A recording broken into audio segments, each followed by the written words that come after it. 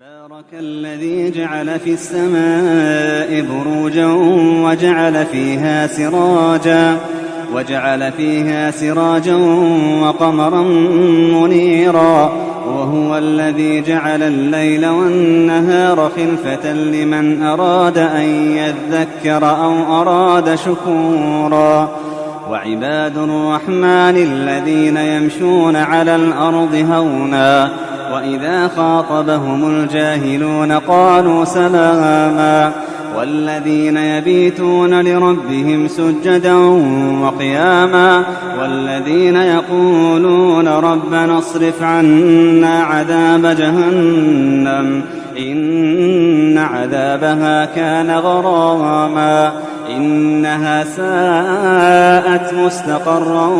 ومقاما والذين إذا أنفقوا لم يسرفوا ولم يقتروا وكان بين ذلك قواما والذين لا يدعون مع الله إلها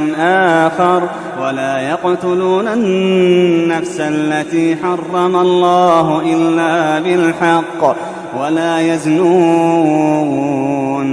ومن يفعل ذلك يلقى أثاما يضاعف له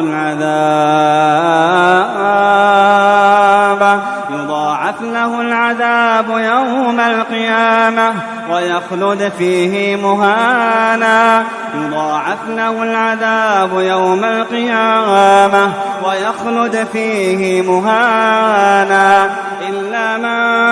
تاب وآمن وعمل عملا صالحا فأولئك يبدل الله سيئاتهم حسنات وكان الله غفورا رحيما ومن تاب وعمل صالحا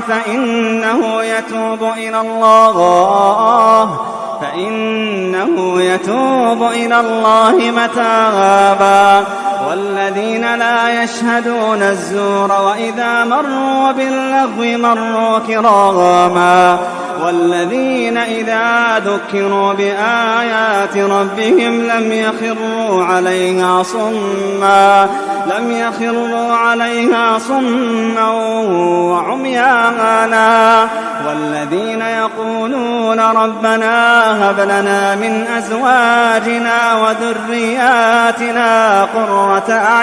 وعميانا والذين يقولون ربنا هب لنا من أزواجنا وذرياتنا قرة أعين واجعلنا للمتقين إماما أولئك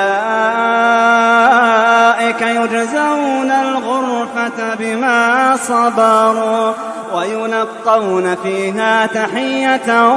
وسلاما خالدين فيها حسنت مستقرا ومقاما قل ما يعبأ بكم ربي لولا دعاؤكم